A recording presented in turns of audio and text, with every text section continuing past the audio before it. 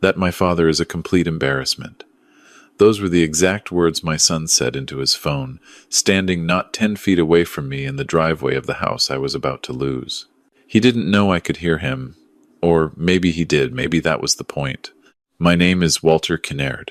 I was 61 years old that January morning in Kitchener, Ontario, standing ankle-deep in grey slush, watching the bank's representative hammer a notice into my front door.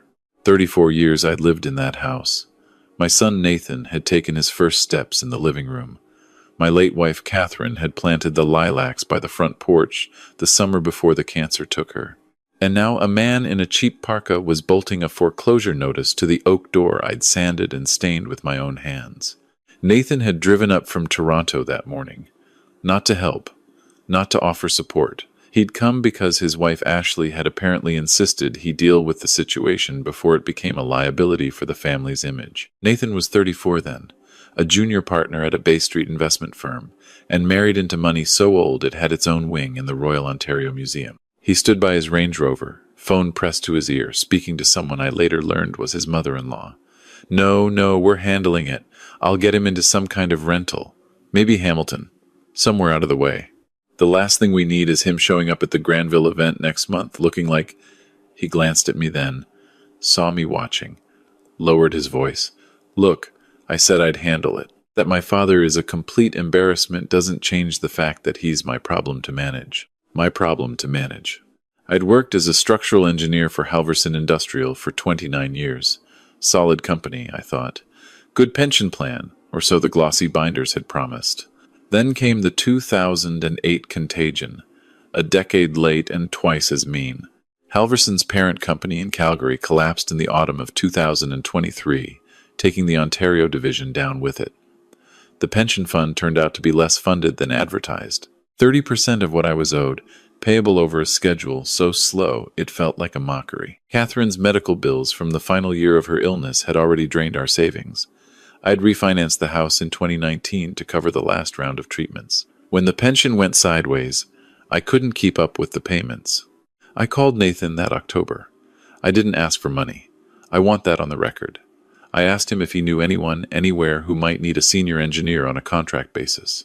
Consulting work, bridge inspections, anything. I had 40 years of experience and a P-ing stamp that still meant something.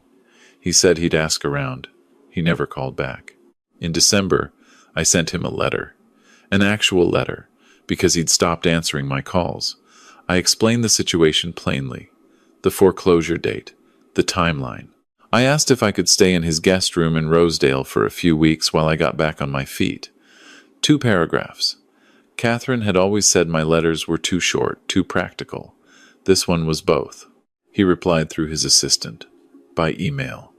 The email said Nathan and Ashley were unable to accommodate guests at this time due to Ashley's demanding social calendar and the renovation in progress on the North Wing.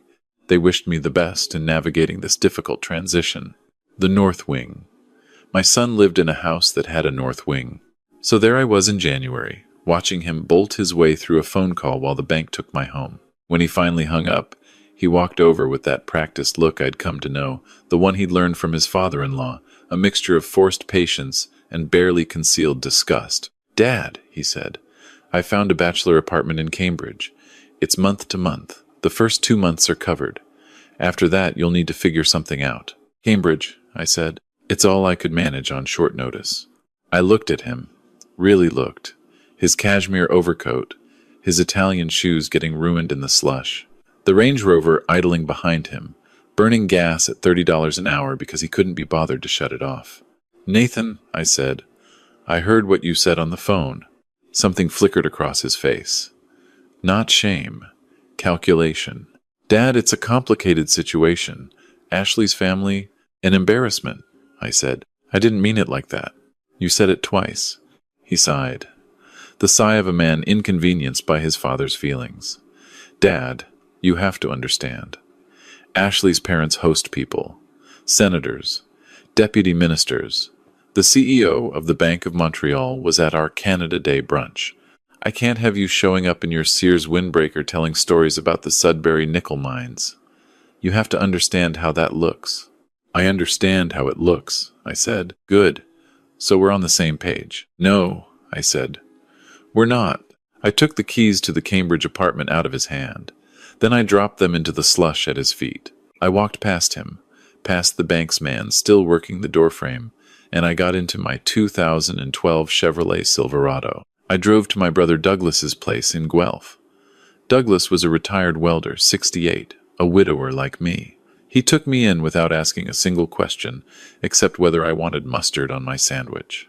That was the last time I saw Nathan for 18 years. Here's what Nathan never understood about me, what he'd forgotten in the years since he'd left for his private school in Oakville, and his MBA in Kingston, and his marriage into the Vandermeer family of Forest Hill. His grandfather, my father, had come to Nova Scotia from Aberdeen in 1951 with $11 in his pocket and the blueprints for a machine he'd invented in his head.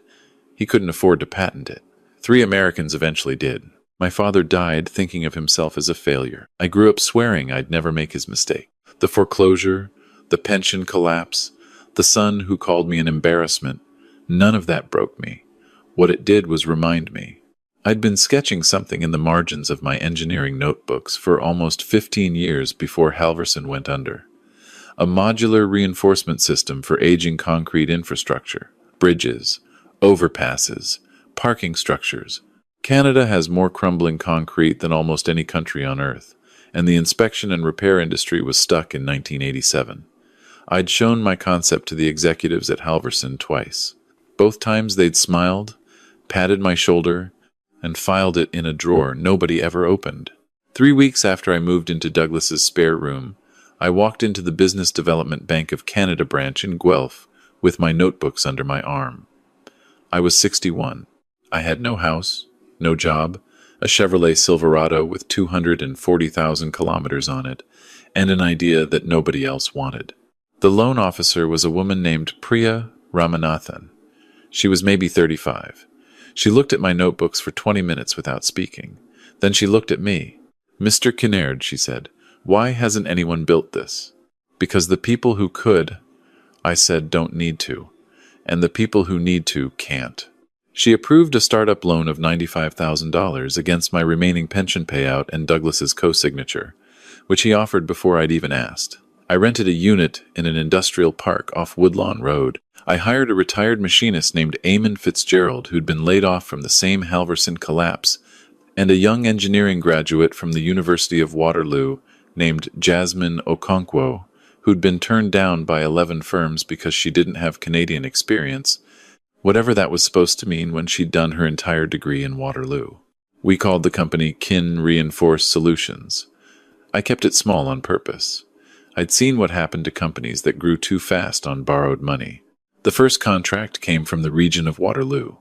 A pedestrian bridge over the Grand River needed reinforcement, and our modular system could do it in a third of the time and half the cost of conventional methods. The second contract was from the city of Mississauga, the third from the Ministry of Transportation of Ontario. By the end of year 3, we had 22 employees and a waiting list. By year 7, we'd expanded into Alberta and British Columbia. By year 10, we had contracts with the Port of Vancouver, the Confederation Bridge Maintenance Authority, and 3 municipalities in Quebec that had heard about us through a CBC radio documentary. I never told Nathan, not once. He didn't ask. Douglas passed in year 6. Lung cancer, the same disease that had taken Catherine. I buried him in the Guelph cemetery beside his wife Margaret. He'd left me the house, and I kept it, though by then I could have bought the whole street. I still drove the Silverado. I still wore the same 3 flannel shirts in rotation. I still ate my eggs at the Penny Whistle Diner on Saturday mornings, where Rita the waitress called me sweetheart and never once asked what I did for a living. Nathan sent a sympathy card when Douglas died. Store-bought, signed by his assistant.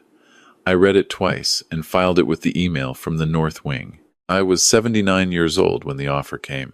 A multinational infrastructure conglomerate based out of Zurich had been watching Kin Reinforce for 3 years.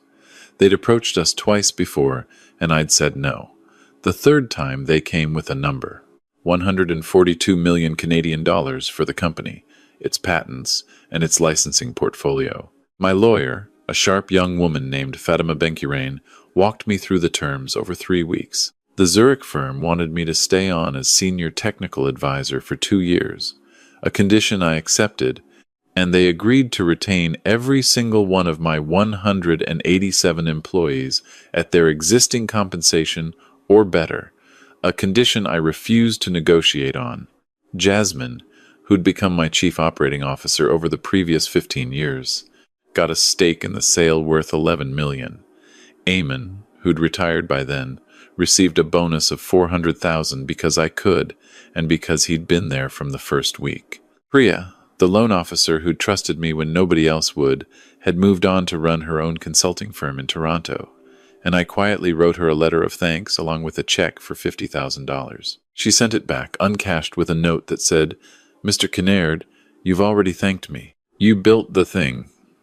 That was the thanks. I kept it, that note, framed it. It hangs in my study. The sale closed on a Tuesday in early September. By the following Monday, word had leaked. The Globe and Mail ran a profile. The Financial Post did a longer piece. A CBC morning program called for an interview, and I declined. $142 million is not the kind of number you can keep quiet in a country the size of Canada, especially when the man who earned it is a 79-year-old widower living in a brick bungalow in Guelph. My phone rang at 7:48 on a Thursday evening. I was making tea. The number was unfamiliar, which is why I answered. I'd changed my number 11 years earlier and given the new one to exactly 4 people. Dad. Just that one word, and all of it came back.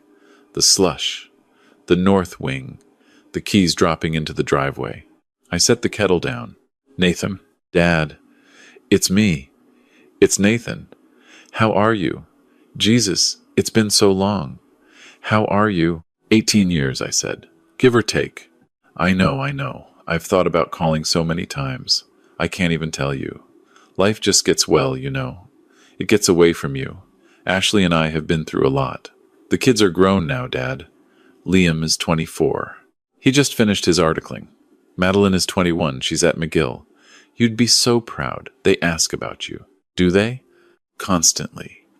Listen, Dad, I saw the article. In the Globe. My God, I had no idea. I had no idea you were doing all that. I would have if you'd just called. I would have. How did you get this number, Nathan? A pause. A small one, but I heard it. I hired someone, he said. A private investigator. I've been trying to track you down for months. I wanted to reconnect.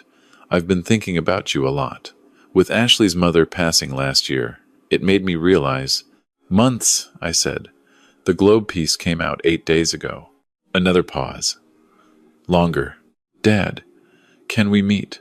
Please. I'd like to see you. I'd like to apologize. For everything. For the house. For what I said. I was 34 and I was stupid and I was married to a woman whose family had their hooks so deep in me I couldn't breathe. I'm not making excuses. I just want a chance to sit down with you and talk. Where are you? I said. I'm in Toronto. I could drive up tomorrow. Or you could come down. I'll pay for a hotel. I'll book you into the Four Seasons. Whatever you want. I'll come to Toronto, I said. Saturday, 11 in the morning. The Royal York Hotel. The tea room. Dad, I can book somewhere nicer. The Royal York, I said. 11. Saturday. I hung up. I sat down at the kitchen table and I didn't drink my tea. Catherine used to say I had 3 faces. The kind one I wore for her and for Nathan when he was small. The professional one I wore at Halverson. And a third one she'd only seen twice in 31 years of marriage. A face she called the Judgment. She said it wasn't cruel. She said it was worse than cruel. It was accurate. I wore the third face into the Royal York Hotel tea room on Saturday morning. Nathan was already there, 52 years old now, hair gone silver at the temples. Still handsome in that carefully maintained way of men who exercise with personal trainers and get their teeth whitened twice a year. He stood up when he saw me. His smile was trembling. I hadn't seen that smile since he was 11 years old and had broken a window playing ball hockey in the driveway. He tried to hug me. I held out my hand instead. We shook, and I sat down across from him. Dad, you look good. You look strong. I am strong. You look I don't know. You look like you always did, but more so. I ordered coffee. He ordered tea. The waiter, a young man with a French accent, did not recognize me, and I was grateful. I don't know where to start, Nathan said. Then start with why you're actually here. He flinched. He'd prepared for this. I could see it in his face.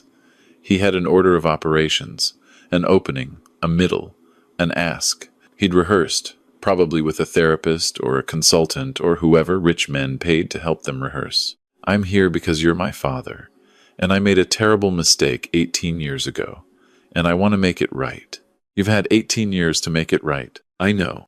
You could have made it right on January 27th, 2008, when you drove away from the house I'd raised you in. You could have made it right the following Christmas, or the one after, or the one after. I counted, Nathan. 18 Christmases, 18 birthdays. You have 2 children I've never met. My grandchildren. Catherine's grandchildren. I know, he said. His eyes were wet. I watched him summon the tears, and I was not moved. Ashley kept me from you. She was so controlling, Dad. Her family. No. What? No. You don't get to do that. You don't get to hide behind a woman 18 years after the fact. You stood in my driveway and you called me an embarrassment. You were 34 years old, a grown man. You made a choice. Don't you dare lay it on her. He was quiet. He'd been a boy who didn't handle silence well. He hadn't gotten better at it. I'm divorced, he said. I didn't tell you. Ashley and I separated 4 years ago. The settlement took 2.5 years. She took everything, Dad. The house, the chalet in Mont-Tremblant, the portfolio her father had set up in our joint names. I fought it and I lost. I'm living in a rental in Leaside. I'm still at the firm, but I'm not a partner anymore. There were some regulatory issues. It's complicated. I had to step back. How much do you owe? I said. He looked down at the tablecloth. Nathan, how much? About $3 million. Most of it is tax arrears and what's left of Ashley's settlement. The CRA has been there talking about garnishing my salary. If that happens, I lose the Leaside place. I lose everything. And the kids. Liam doesn't speak to me. Madeline does sometimes. She's at McGill on what's left of her mother's family money. I can't help her, Dad. I can't even help myself. And then I saw the article and I thought, maybe he'll what? Maybe he'll help me. Because I'm his son, and because he's a good man, and he always was a good man, and I was a stupid, vain, terrified boy, and I didn't understand until it was too late. I drank my coffee. It was too hot. I welcomed it. How much do you want, Nathan? I don't want to put a number on it. How much? $3 million to clear the CRA and the settlement, and maybe something more to get back on my feet. A stake in something, an investment. You know people now. You could. $5 million. He looked up. Hope flared in his face, and I watched it, and I did not look away. $5 million, he said. Dad, I didn't say I was giving you $5 million, Nathan. I said that's the number. 3 to clear your debts. 2 to get you standing. 5. Yes, that's... Here is what you will do, I said, if you want any of it. He nodded, quickly, like a dog. You will sell the rental in Leaside. You will move to Guelph. There is a 1-bedroom apartment above a hardware store on Paisley Street. The rent is $1,100 a month. I have spoken to the owner. It is available on the 1st of next month. Guelph. You will take a job I have arranged.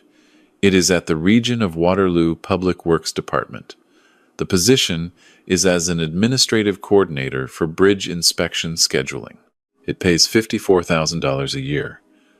You will work there for 3 years minimum. You will not leverage your MBA. You will not mention your previous career. You will be Nathan Kinnaird, administrative coordinator. Dad, I have a law degree and an MBA. I am aware of what you have. He closed his mouth. You will pay your own rent from your own salary. You will file your own tax returns from now on.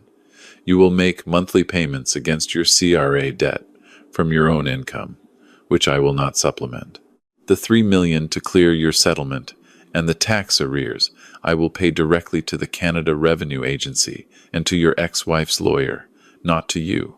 Not a dollar will pass through your hands. You will see none of it. You will only feel its absence. And the 2 million? The 2 million, I said, will be placed in trust. Not for you, for your children. 1 million each, available when they turn 30, with a clause that if they choose to meet their grandfather before then, the trust becomes available to them at their discretion. Their decision, not yours. He was crying now. Real tears as far as I could tell. I still was not moved. For 3 years, I said, you will drive a used Honda Civic or its equivalent.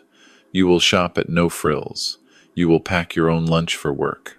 You will experience, Nathan, what most Canadians experience every day of their lives, not as punishment, as education. Because you reached 52 years of age without ever learning what your mother knew when she was 16 and her father worked the line at Stelco. You reached 52 years old without ever having to think about the price of ground beef. You will think about it now, for 3 years. And after 3 years? After 3 years, I said, if you have done what I've asked, and if you have earned the respect of your supervisors at the region, and if you have made restitution, in whatever form is appropriate, to anyone else you harmed during the years you were busy being ashamed of me, you will come and see me, and we will talk. Not about money, about whether there is anything left between us worth rebuilding. And if I don't do it, then you don't, I said. I'll pay the CRA and the settlement anyway, because I don't want my grandchildren's father in prison, but we will never speak again. And you will not receive another cent from me, living or dead. My estate is already written, Nathan. Most of it is going to the Douglas Kinnaird Foundation, which funds engineering scholarships for kids from rural Ontario whose parents worked in industries that disappeared. I named it after your uncle because he was a better man than I ever was, and he never let anyone down in his life. I finished my coffee. I put down my cup. You have 72 hours to decide. I stood up. Dad, 72 hours. My lawyer will send you the paperwork. Her name is Fatima Ben-Kirane. She doesn't like to be called after 6 in the evening. Take her seriously. I walked out of the Royal York Tea Room. I did not look back. I drove home to Guelph in the Silverado, which I had kept running for 22 years, and which still started on the first turn every single time. Nathan signed the papers on the second day. He moved to Guelph 3 weeks later. The apartment above the hardware store had a window that looked out over a parking lot and a Tim Hortons. He started at the region of Waterloo on the first Monday of November. His supervisor was a woman named Charlene, who had started as a receptionist 30 years earlier and worked her way up through 6 different departments. She did not know who Nathan's father was. She treated him the way she treated everyone, which is to say fairly and without sentiment. I did not contact him for the first year. He did not contact me. In the second year, Madeline reached out. She took the train from Montreal to Guelph on a Saturday in April. I picked her up at the station in the Silverado. She was 23 by then, studying biochemistry, with her grandmother's eyes and her father's nervous hands. She sat at my kitchen table and she cried for 40 minutes. She told me she had asked her father, at 14, why they never saw her grandfather. She told me he had said I was dead. She had believed him until she was 19 and found my name in an old photo album her mother had left in a storage unit. I apologized to her for the 18 years she had lost with me and with Catherine's memory. She told me there was nothing for me to apologize for. We ate supper at the Penny Whistle Diner. Rita called her sweetheart. Madeline laughed for the first time all day. Liam came 6 months later, at his sister's insistence. He was harder, angrier. He told me he didn't know if he could forgive his father, and I told him he did not have to, that forgiveness was a gift, not an obligation, and that he owed no one anything simply because they shared his blood. We talked for 5 hours. He took the late train back to Toronto. He wrote me a letter a week later. We have been writing each other letters ever since, actual letters, on paper. I keep them in the same drawer where I kept Catherine's. The trust became available to them both the day they each asked to meet me. Neither has touched it. Liam told me, at Christmas last year, that he didn't want to spend money that had come from a grudge. I told him it had not come from a grudge. It had come from a hope. He thought about that for a long time, and then he nodded. Nathan completed his 3 years at the region of Waterloo. His evaluations were good, not exceptional. Good. He is still there, actually. He was promoted twice, to scheduling supervisor and then to operations coordinator. He drives a 7-year-old Honda Civic. He lives in a small house on the west end of Guelph that he bought outright, no mortgage, 3 years ago. He walks to work in the summer. He takes the bus in the winter. He comes to my house every second Sunday for supper. The first time, 2.5 years into his sentence, he stood on my porch for almost a full minute before he rang the bell. When I opened the door, he was crying. He did not say he was sorry. He had already said that many times by then, in letters I had not answered. He said, "Thank you for letting me come." I said, "Come inside. It's cold." He is 61 years old now, the age I was the day he called me an embarrassment in my own driveway. He has not mentioned that day to me in all the years since, and I have not mentioned it to him. Some things you say once, and they speak forever. The speaking is not the point. The silence after is the point. Last month, he asked me if I thought he had changed. I told him the truth. I told him I thought he had built something inside himself that had never been there before.